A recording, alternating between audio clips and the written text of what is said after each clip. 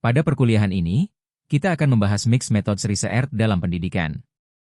Topik ini menjadi semakin penting karena banyak persoalan dalam pembelajaran kimia tidak bisa dipahami secara utuh jika kita hanya menggunakan satu pendekatan penelitian saja. Kutipan di layar ini menyampaikan pesan kunci dari bab ini, Mixed Methods Research bukanlah sebuah kompromi metodologis. Pendekatan ini lahir dari kesadaran bahwa sebagian pertanyaan penelitian terlalu kompleks, terlalu manusiawi, dan terlalu penting untuk dijawab hanya dengan angka, atau hanya dengan narasi pengalaman. Dalam pendidikan kimia, kita berhadapan dengan siswa nyata, guru nyata, kelas nyata, dan keputusan pembelajaran yang berdampak langsung pada pemahaman konsep, motivasi, dan masa depan peserta didik.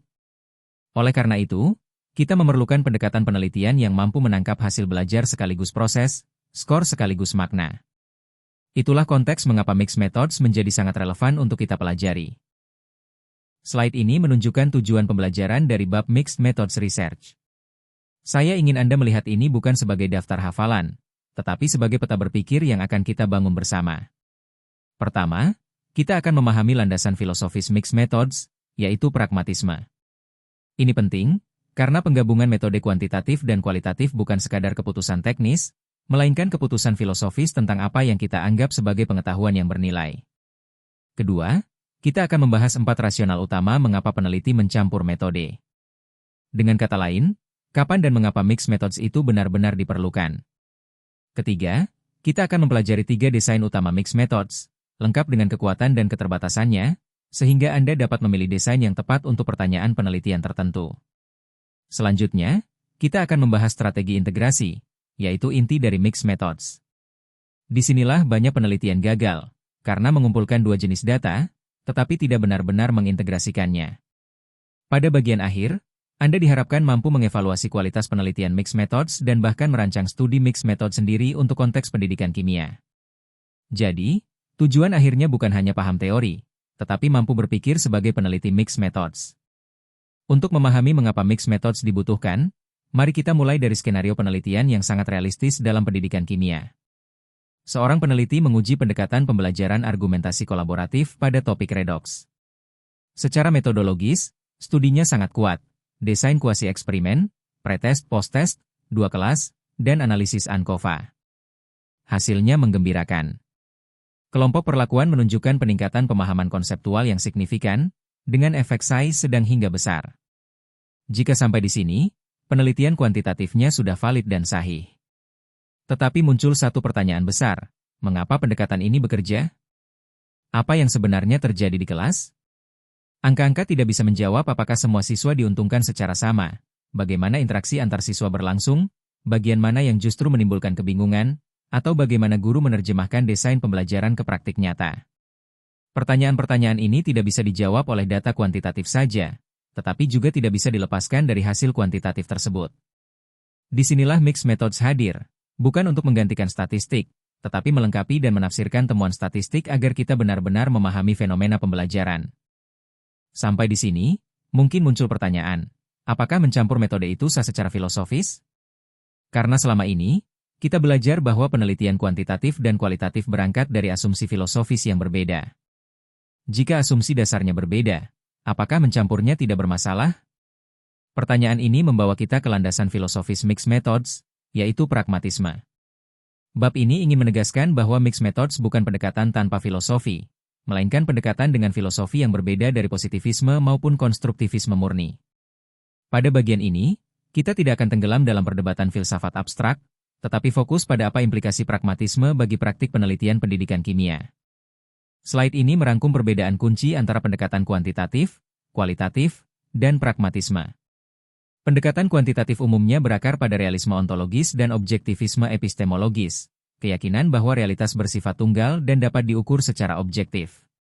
Sebaliknya, pendekatan kualitatif berangkat dari konstruktivisme dan interpretivisme, yang melihat realitas sebagai hasil konstruksi makna sosial. Pragmatisme, yang dikembangkan oleh William James, John Dewey, dan C.S. Peirce, tidak memulai dari pertanyaan, realitas itu apa? Tetapi dari pertanyaan, apa gunanya pendekatan ini untuk memahami dan memecahkan masalah? Dalam pragmatisme, nilai sebuah metode ditentukan oleh konsekuensinya, apa yang dihasilkan, wawasan apa yang dibuka, dan solusi apa yang dimungkinkan. Ini bukan berarti pragmatisme anti-filosofi, melainkan menolak membiarkan perdebatan filosofis menghalangi inquiry terbaik terhadap masalah nyata. Dalam konteks pendidikan kimia, pendekatan ini sangat masuk akal. Kita berurusan dengan masalah nyata di kelas nyata, dan penelitian kita memiliki konsekuensi nyata bagi siswa dan guru.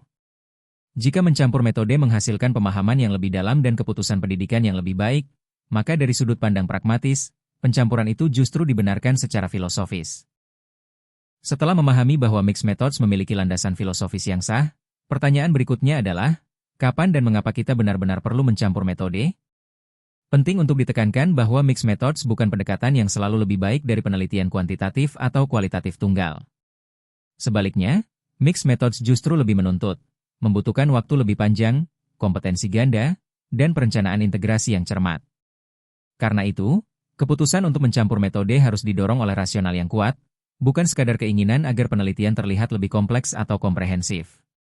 Pada bagian ini, kita akan membahas 4 rasional utama mengapa peneliti, khususnya di bidang pendidikan kimia, memilih melakukan mixed methods research. 4 rasional inilah yang menjadi fondasi logis dari hampir semua desain mixed methods yang berkualitas. 4 rasional mencampur metode yang ditampilkan di slide ini berasal dari analisis klasik oleh Green, cara Shelley, dan Graham, dan hingga kini masih menjadi rujukan utama dalam literatur mixed methods. Rasional pertama adalah completeness, atau kelengkapan. Gagasannya sederhana tetapi penting. Ada fenomena yang terlalu kompleks untuk ditangkap oleh satu metode saja. Rasional kedua adalah complementarity, yaitu ketika dua metode digunakan untuk melihat fenomena yang sama dari sudut pandang yang berbeda, sehingga menghasilkan pemahaman yang lebih kaya. Rasional ketiga adalah development, di mana temuan dari satu strand, kuantitatif atau kualitatif, digunakan untuk mengembangkan desain strand lainnya. Dan yang terakhir adalah expansion, yaitu ketika pencampuran metode memperluas cakupan pertanyaan penelitian, memungkinkan kita mengajukan dan menjawab pertanyaan yang tidak dapat dijangkau oleh satu pendekatan saja. Keempat rasional ini tidak saling meniadakan, dan dalam satu penelitian, seringkali lebih dari satu rasional bekerja sekaligus. Completeness dan complementarity sering terdengar mirip, tetapi sebenarnya berangkat dari logika yang berbeda. Completeness, atau kelengkapan, berangkat dari asumsi bahwa suatu fenomena memiliki dimensi yang berbeda-beda. Dalam konteks pendidikan kimia, misalnya keterlibatan siswa di laboratorium. Pendekatan kuantitatif mungkin mampu menunjukkan seberapa banyak siswa yang terlibat, pola keterlibatan, dan hubungannya dengan pencapaian belajar. Namun, pendekatan ini tidak memberi kita gambaran tentang bagaimana keterlibatan itu dialami siswa, apa maknanya bagi mereka, dan faktor situasional apa yang mendorong atau justru menghambat keterlibatan tersebut. Untuk menjawab dimensi-dimensi itu, kita memerlukan pendekatan kualitatif. Keduanya menangkap dimensi yang berbeda, dan karena itu dibutuhkan bersama untuk menghasilkan gambaran yang utuh. Complementarity berbeda. Di sini, kuantitatif dan kualitatif sama-sama berbicara tentang dimensi yang sama, tetapi dari sudut pandang yang berbeda. Contohnya, data kuantitatif menunjukkan bahwa pembelajaran kolaboratif meningkatkan hasil belajar hanya pada sebagian siswa. Pertanyaannya, mengapa hanya sebagian? Analisis kualitatif terhadap interaksi kelompok bisa menunjukkan perbedaan kualitas kolaborasi. Ada kelompok yang berargumentasi secara produktif, ada yang sekadar membagi tugas. Temuan kualitatif ini melengkapi dan menjelaskan pola kuantitatif yang tidak bisa dipahami dari angka saja. Rasional ketiga adalah development, atau pengembangan. Di sini, mixed methods tidak bersifat paralel, tetapi sekuensial dan saling bergantung. Dalam rasional ini, satu strand penelitian secara aktif membentuk strand berikutnya. Sebagai contoh, peneliti mungkin memulai dengan wawancara mendalam untuk memahami bagaimana guru kimia di Indonesia memaknai praktikum. Tema-tema yang muncul dari wawancara tersebut kemudian digunakan untuk mengembangkan instrumen survei kuantitatif yang benar-benar relevan dengan konteks guru Indonesia, bukan sekadar adaptasi instrumen luar negeri. Rasional keempat adalah expansion, yaitu perluasan. Mixed methods memungkinkan peneliti memperluas jangkauan inquiry, baik dari sisi waktu, level analisis, maupun kompleksitas pertanyaan. Misalnya, penelitian dimulai dengan mengukur peningkatan prestasi siswa secara kuantitatif, kemudian dilanjutkan dengan studi kualitatif tentang bagaimana kurikulum diimplementasikan di berbagai konteks sekolah, dan akhirnya kembali ke analisis kuantitatif untuk melihat apakah variasi implementasi tersebut memoderasi efek pembelajaran. Rangkaian pertanyaan seperti ini tidak mungkin dijawab oleh satu metode tunggal, tetapi menjadi mungkin melalui mixed methods. Setelah memahami mengapa peneliti mencampur metode, sekarang kita beralih ke pertanyaan bagaimana pencampuran itu dilakukan secara desain. Literatur Mixed Methods mengidentifikasi 3 desain utama yang paling sering digunakan dan paling mapan secara metodologis. Yang pertama adalah Convergent Parallel Design, di mana data kuantitatif dan kualitatif dikumpulkan secara bersamaan, dianalisis terpisah, lalu digabungkan pada tahap interpretasi. Yang kedua adalah Explanatory Sequential Design, di mana penelitian dimulai dengan data kuantitatif, kemudian dilanjutkan dengan data kualitatif untuk menjelaskan temuan numerik yang belum terjawab. Dan yang ketiga adalah Exploratory Sequential Design, yang bergerak sebaliknya, penelitian dimulai dengan eksplorasi kualitatif, kemudian diikuti oleh pengukuran kuantitatif untuk menguji atau memperluas hasil eksplorasi tersebut. Pada slide berikutnya, kita akan membedah masing-masing desain ini secara rinci, kapan digunakan, apa kekuatannya, dan apa tantangan praktisnya dalam konteks pendidikan kimia. Sebelum melanjutkan, silahkan siapkan kertas untuk membuat mind map terkait Mixed Methods. Kita mulai dengan desain pertama, yaitu Convergent Parallel Design, atau desain konvergen paralel. Dalam desain ini, data kuantitatif dan data kualitatif dikumpulkan secara bersamaan, pada periode waktu yang sama. Keduanya dianalisis secara terpisah, menggunakan prosedur yang sesuai dengan masing-masing tradisi metodologis. Integrasi baru terjadi pada tahap interpretasi, yang pada slide ini ditandai dengan istilah merge. Disinilah peneliti membandingkan temuan kuantitatif dan tema kualitatif. Apakah keduanya saling menguatkan, saling melengkapi, atau justru bertentangan? Desain ini sangat cocok ketika tujuan penelitian adalah triangulasi, yaitu memeriksa konsistensi dan koherensi temuan dari 2 jenis data. Namun penting dicatat, desain ini bukan berarti semua data selalu harus sepakat. Jika temuan kuantitatif dan kualitatif justru berbeda atau bertentangan, itu bukan kegagalan desain, melainkan sinyal bahwa fenomena yang kita teliti lebih kompleks dari dugaan awal. Dalam konteks pendidikan kimia, contoh klasiknya adalah pengumpulan data tes prestasi siswa dan wawancara pengalaman belajar secara simultan, lalu diperiksa apakah siswa dengan skor tinggi juga melaporkan pengalaman belajar yang lebih bermakna, dan jika tidak, mengapa. Desain kedua adalah Explanatory Sequential Design, atau desain eksplanatory sekuensial. Namanya sendiri sudah memberi petunjuk, penelitian ini bersifat berurutan, dan tujuan utamanya adalah penjelasan. Penelitian dimulai dengan fase kuantitatif. Peneliti mengumpulkan dan menganalisis data numerik terlebih dahulu untuk mengidentifikasi pola-pola utama. Setelah pola kuantitatif ini jelas, barulah peneliti masuk ke fase kualitatif, dengan tujuan menjelaskan, memperdalam, dan menginterpretasi temuan numerik tersebut. Varian yang paling umum dari desain ini adalah participant selection. Peneliti memilih partisipan kualitatif berdasarkan hasil kuantitatif, misalnya siswa dengan skor tertinggi dan terendah, atau guru dengan implementasi paling konsisten dan paling menyimpang. Poin yang sangat penting di sini adalah, fase kualitatif harus benar-benar diinformasikan oleh hasil kuantitatif. Jika wawancara dilakukan tanpa hubungan langsung dengan pola numerik yang ditemukan, maka itu bukan explanatory sequential, melainkan 2 studi terpisah. Dalam pendidikan kimia, desain ini sangat kuat ketika statistik menunjukkan ada sesuatu yang terjadi, tetapi belum menjelaskan mengapa dan bagaimana. Desain ketiga adalah Exploratory Sequential Design, atau desain eksploratory sekuensial. Strukturnya kebalikan dari explanatory sequential. Penelitian dimulai dengan fase kualitatif, yang berfungsi untuk mengeksplorasi fenomena, membangun pemahaman awal, dan mengidentifikasi konstruk, kategori, atau dimensi penting. Hasil eksplorasi kualitatif ini kemudian digunakan untuk membangun instrumen atau variabel kuantitatif, yang selanjutnya diuji pada sampel yang lebih besar.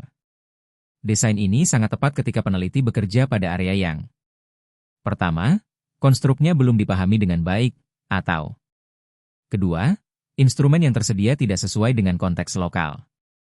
Dalam konteks Indonesia, desain ini sangat berharga. Daripada hanya menerjemahkan instrumen internasional dan berharap instrumen tersebut relevan, pendekatan eksploratory sekuensial memungkinkan kita membangun instrumen dari pengalaman dan bahasa partisipan sendiri.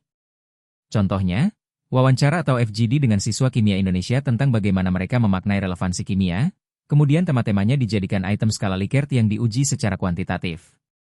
Dengan cara ini, penelitian tidak hanya menghasilkan data, tetapi juga alat ukur yang kontekstual dan bermakna. Selanjutnya kita akan melihat perbandingan ringkas dari ketiga desain mixed methods yang telah kita bahas. Tujuannya bukan agar Anda menghafal tabel ini, tetapi agar Anda menggunakannya sebagai alat berpikir. Perhatikan bahwa perbedaan utama ketiga desain terletak pada urutan, tujuan, dan titik integrasi. Konvergen paralel menekankan efisiensi waktu dan triangulasi, tetapi menuntut kemampuan mengelola dua strand secara bersamaan. Explanatory sekuential unggul dalam memberikan penjelasan mendalam terhadap pola kuantitatif, tetapi membutuhkan waktu penelitian yang lebih panjang. Exploratory sekuential sangat kuat untuk pengembangan konstruk dan instrumen, terutama di konteks lokal, tetapi juga memerlukan sumber daya yang besar. Tidak ada desain yang paling benar secara universal.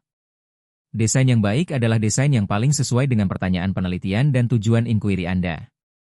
Mind map Anda yang akan Anda selesaikan di akhir kuliah ini silakan diunggah dalam bentuk PDF atau gambar pada drive yang disediakan. Jika belum ada subfoldernya, penanggung jawab akan membuatnya. Kita sekarang sampai pada inti dari Mixed Methods Research, yaitu integrasi.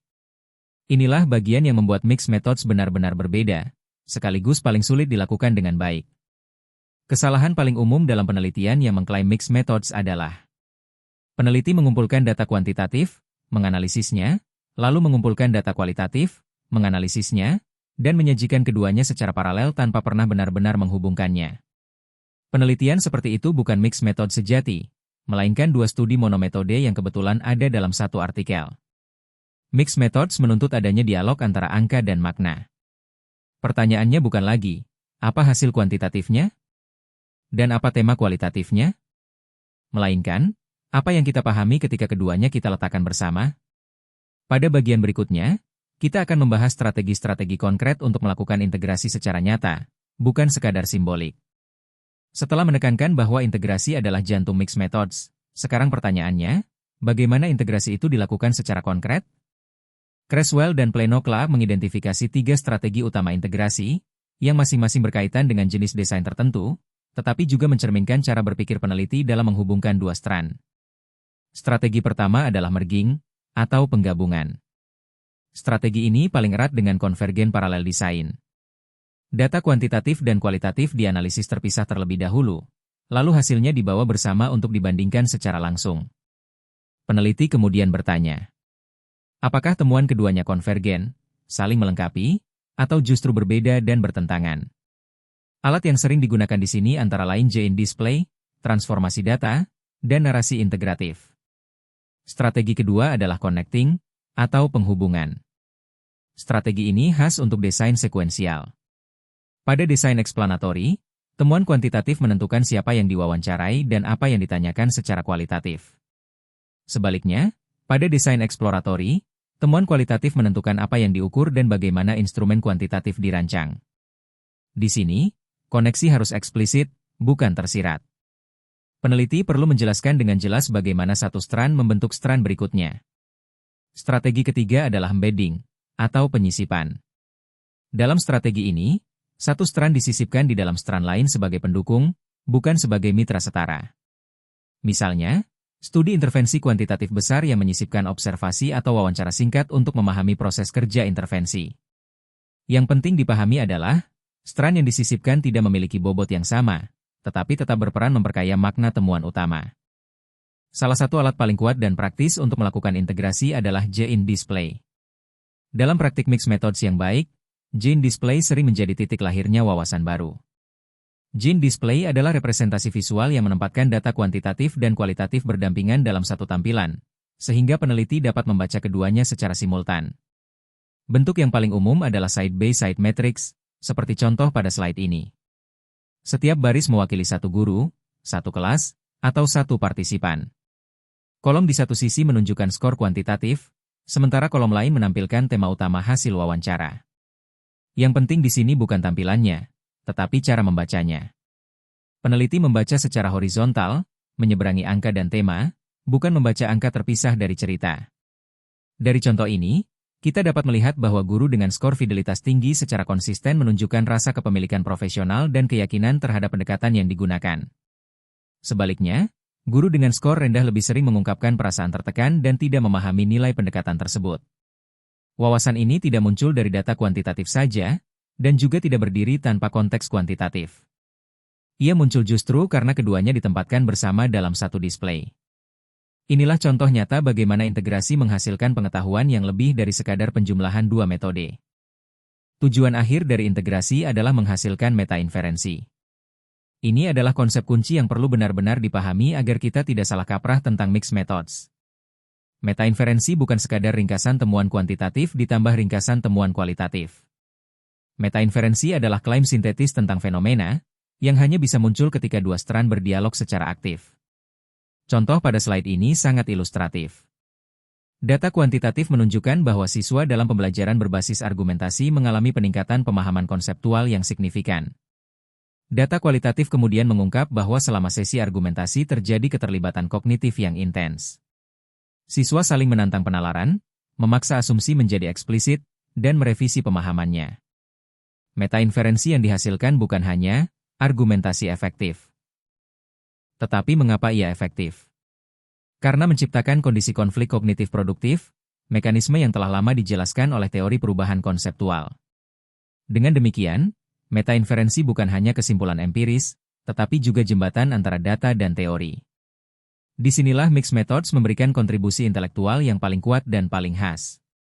Tanpa meta-inferensi, penelitian mixed methods kehilangan nilai tambah utamanya. Sampai di sini, kita telah membahas filosofi, rasional, desain, dan strategi integrasi mixed methods. Tahap berikutnya adalah evaluasi kualitas. Ini penting, karena dalam praktiknya tidak semua penelitian yang mengklaim mixed methods benar-benar berkualitas. Bahkan, banyak artikel yang secara eksplisit menyebut diri sebagai mixed methods, tetapi sebenarnya gagal melakukan integrasi secara bermakna. Oleh karena itu, sebagai mahasiswa dan calon peneliti pendidikan kimia, Anda tidak cukup hanya bisa membaca hasil penelitian. Anda juga perlu mampu bertanya secara kritis. Apakah pencampuran metode dalam studi ini memang diperlukan? Apakah integrasi benar-benar terjadi? Dan apakah kesimpulan yang dihasilkan sahih secara metodologis? Pada bagian ini, kita akan membahas 4 kriteria kunci yang dapat digunakan untuk menilai kualitas integrasi dalam penelitian mixed methods yang dipublikasikan. Keempat kriteria ini akan membantu Anda membedakan antara mixed methods yang kuat secara intelektual dan mixed methods yang hanya kuat secara retorik. Lanjutkan mind map Anda dengan menghubungkan jenis riset mixed method ini dengan jenis penelitian lain. Kriteria pertama adalah rasional pencampuran yang jelas dan meyakinkan. Penelitian mixed methods yang baik tidak mencampur metode karena terlihat lebih canggih atau lebih lengkap, tetapi karena ada alasan substantif mengapa dua jenis bukti benar-benar dibutuhkan. Jika penulis tidak bisa menjelaskan mengapa kuantitatif saja atau kualitatif saja tidak cukup, maka pencampuran metode tersebut patut dipertanyakan. Kriteria kedua adalah integrasi yang nyata, bukan superficial. Integrasi nyata terjadi ketika temuan kuantitatif dan kualitatif saling menginformasikan, menantang, atau memperkaya. Sebaliknya, jika kedua strand hanya disajikan berdampingan tanpa dialog eksplisit, maka integrasi tersebut bersifat permukaan, meskipun secara teknis dua jenis data dikumpulkan. Kriteria ketiga adalah meta-inferensi yang didukung oleh kedua strand. Jika peneliti mengklaim sebuah kesimpulan sebagai hasil integrasi, tetapi sebenarnya hanya bertumpu pada satu strand, misalnya angka saja, sementara data kualitatif hanya sebagai ilustrasi, maka itu bukan meta-inferensi yang sahih. Kedua strand harus aktif berkontribusi pada kesimpulan akhir. Kriteria keempat adalah kompetensi peneliti dalam kedua tradisi metodologis. Mixed methods yang kuat menuntut ketelitian statistik dan kedalaman analisis kualitatif. Jika satu strand dilakukan dengan sangat rigor tetapi strand lain dangkal atau sembrono, maka kualitas integrasi secara keseluruhan ikut runtuh. Keempat kriteria ini dapat Anda gunakan sebagai alat baca kritis saat menelaah artikel jurnal, dan sekaligus sebagai panduan reflektif ketika kelak Anda merancang penelitian mixed method sendiri. Setelah membahas desain, integrasi, dan kriteria kualitas, sekarang kita masuk ke bagian yang sangat penting, yaitu contoh penerapan mixed methods dalam pendidikan kimia. Tujuan bagian ini bukan hanya memberi ilustrasi, tetapi membantu Anda melihat pola berpikir seorang peneliti mixed methods ketika menghadapi persoalan nyata di lapangan. 3 contoh yang akan kita bahas mewakili 3 tujuan yang berbeda, tetapi semuanya menunjukkan mengapa satu metode saja tidak cukup. Contoh pertama berfokus pada kesenjangan prestasi, sebuah persoalan sosial dan pedagogis yang tidak cukup dijelaskan oleh angka semata. Contoh kedua berkaitan dengan pengembangan instrumen, yaitu bagaimana mixed methods membantu kita membangun alat ukur yang valid dan kontekstual. Contoh ketiga menyangkut evaluasi program pengembangan profesional guru, di mana hasil dan proses sama-sama penting. Saat menyimak contoh-contoh ini, cobalah bertanya. Masalah apa yang tidak bisa dijawab oleh satu metode saja? Dan di mana integrasi benar-benar menghasilkan wawasan baru? Contoh pertama menggunakan explanatory sequential design untuk memahami kesenjangan prestasi kimia, khususnya antara siswa perempuan dan laki-laki. Penelitian dimulai dengan fase kuantitatif, yaitu analisis data ujian nasional. Analisis ini mengonfirmasi bahwa kesenjangan prestasi memang ada, dan bahkan terkonsentrasi pada topik tertentu, seperti stakiometri dan kesetimbangan. Selain itu, terlihat bahwa kesenjangan lebih kuat pada jenis sekolah tertentu. Namun, data ini hanya bisa mengatakan di mana dan seberapa besar kesenjangannya, bukan mengapa kesenjangan itu terjadi. Disinilah fase kualitatif berperan. Peneliti kemudian memilih partisipan secara purposif, sekolah, guru, dan siswa dari konteks dengan kesenjangan paling mencolok. Wawancara, observasi kelas, dan dialog dengan guru digunakan untuk memahami praktik sehari-hari di kelas kimia. Dari integrasi kedua fase ini, muncul metainferensi yang sangat penting. Kesenjangan prestasi bukan terutama persoalan kemampuan kognitif, melainkan fenomena sosial dan diskursif. Pola pertanyaan guru yang tidak seimbang, waktu tunggu yang berbeda, dan pesan implisit tentang siapa yang dianggap cocok untuk kimia, semuanya berkontribusi pada reproduksi kesenjangan. Wawasan seperti ini tidak mungkin muncul dari data kuantitatif saja, tetapi juga tidak akan bermakna tanpa dasar kuantitatif yang kuat. Slide ini memuat dua contoh tambahan yang menyoroti fleksibilitas mixed methods dalam menjawab tujuan penelitian yang berbeda. Contoh kedua berkaitan dengan pengembangan instrumen self-efficacy kimia, menggunakan explanatory sequential design. Masalahnya adalah banyak skala internasional yang secara konseptual baik, tetapi belum tentu relevan secara kultural bagi siswa Indonesia. Oleh karena itu, peneliti memulai dengan fase kualitatif, FGD dan wawancara, untuk memahami bagaimana siswa Indonesia sendiri mendefinisikan kepercayaan diri dalam belajar kimia. Tema-tema ini kemudian diterjemahkan menjadi item skala Likert dan diuji secara kuantitatif pada sampel besar. Hasilnya bukan hanya instrumen yang valid, tetapi juga pemahaman konseptual baru tentang makna self-efficacy kimia dalam konteks lokal. Contoh ketiga adalah evaluasi program pengembangan profesional guru kimia, menggunakan Convergent Parallel Design. Data kuantitatif tentang perubahan praktik mengajar dan prestasi siswa dikumpulkan bersamaan dengan wawancara mendalam dan observasi proses PD. Melalui Gene Display, skor perubahan praktik dihubungkan langsung dengan tema refleksi guru. Metainferensi yang muncul menunjukkan bahwa perubahan praktik terbesar terjadi pada guru yang memahami mengapa pendekatan inquiry bekerja, bukan sekadar bagaimana melakukannya. Kedua contoh ini menunjukkan bahwa mixed methods bukan satu bentuk tunggal, melainkan pendekatan berpikir yang adaptif terhadap tujuan penelitian. Setelah melihat berbagai contoh penerapan mixed methods yang kuat dan bermakna, penting untuk berhenti sejenak dan bertanya secara jujur. Apa tantangan praktis dari pendekatan ini? Mixed method sering dipresentasikan sebagai pendekatan yang sangat ideal, dan memang bisa sangat kuat secara intelektual. Namun, pendekatan ini tidak ringan, baik dari sisi kompetensi, waktu, maupun sumber daya. Bagian ini tidak dimaksudkan untuk mengecilkan mixed methods, tetapi justru untuk membantu Anda membuat keputusan metodologis yang sadar dan realistis. Banyak penelitian mixed methods yang kualitasnya rendah bukan karena penelitinya tidak cerdas, tetapi karena tantangan praktis ini diremehkan sejak awal. Oleh karena itu, sebelum memutuskan menggunakan mixed methods, peneliti perlu mempertimbangkan secara matang. Apakah pendekatan ini benar-benar diperlukan, dan apakah kondisi penelitian memungkinkan untuk melakukannya dengan baik? Pada slide berikutnya, kita akan membahas 3 pertimbangan praktis utama yang hampir selalu muncul dalam mixed methods research. Pertimbangan praktis pertama adalah kompetensi metodologis. Mixed methods menuntut penguasaan yang nyata, bukan sekadar pengenalan, terhadap kedua tradisi, kuantitatif dan kualitatif. Peneliti yang sangat kuat secara statistik tetapi lemah dalam analisis kualitatif, atau sebaliknya, akan kesulitan menghasilkan integrasi yang kredibel. Karena itu, salah satu solusi paling realistis adalah kolaborasi, di mana tim peneliti membawa keahlian yang saling melengkapi. Namun, kolaborasi juga menuntut komunikasi lintas tradisi dan kesepahaman tujuan integrasi. Pertimbangan kedua adalah waktu dan sumber daya.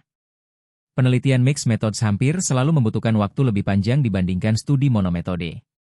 Desain sekuensial memperpanjang timeline karena fase dilakukan berurutan, sedangkan desain paralel melipat gandakan beban kerja karena 2 strand dijalankan bersamaan. Perencanaan timeline yang realistis sejak awal sangat krusial. Pertimbangan ketiga, dan seringkali yang paling menentukan, adalah perencanaan integrasi. Integrasi tidak terjadi secara otomatis di akhir penelitian. Jika tidak direncanakan sejak awal, sangat besar risikonya bahwa dua strand berjalan sendiri-sendiri dan hanya dipertemukan secara dangkal di bagian diskusi. Oleh karena itu, peneliti mixed methods perlu sejak awal menentukan di mana integrasi akan terjadi, gene display apa yang akan digunakan, dan meta-inferensi seperti apa yang ingin dibangun. Tanpa perencanaan integrasi yang jelas, mixed methods mudah berubah menjadi dua penelitian terpisah dalam satu laporan. Sebelum kita masuk refleksi dan diskusi, mari kita berhenti sejenak dan melihat peta konsep mixed methods secara keseluruhan. Slide ini merangkum semua komponen utama yang telah kita bahas, dan menunjukkan bagaimana masing-masing saling terhubung. Mixed methods berakar pada pragmatisme, sebuah landasan filosofis yang memandang nilai metode dari konsekuensi dan kegunaannya, bukan dari kemurnian aliran metodologis. Dari filsafat ini muncullah 4 rasional utama mencampur metode: completeness, complementarity, development, dan expansion. Semuanya berangkat dari kompleksitas fenomena pendidikan kimia. Rasional-rasional tersebut kemudian diwujudkan dalam 3 desain utama: konvergen paralel, explanatory sekuensial, dan exploratory sekuensial. Namun, desain saja tidak cukup.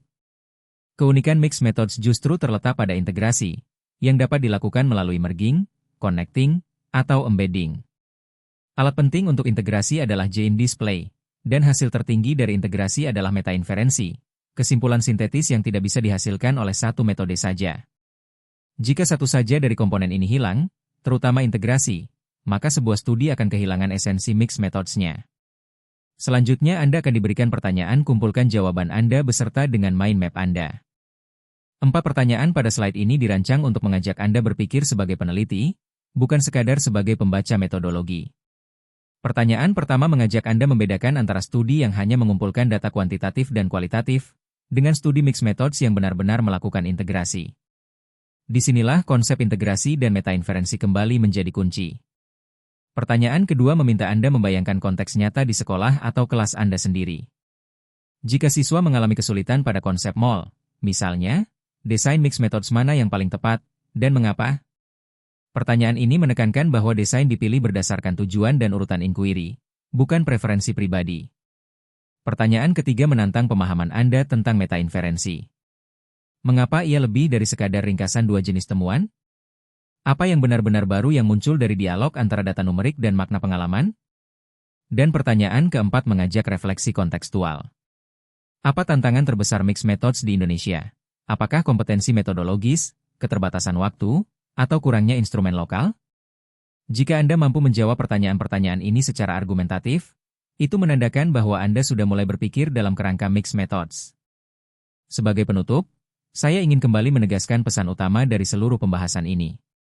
Mixed methods bukan kompromi metodologis.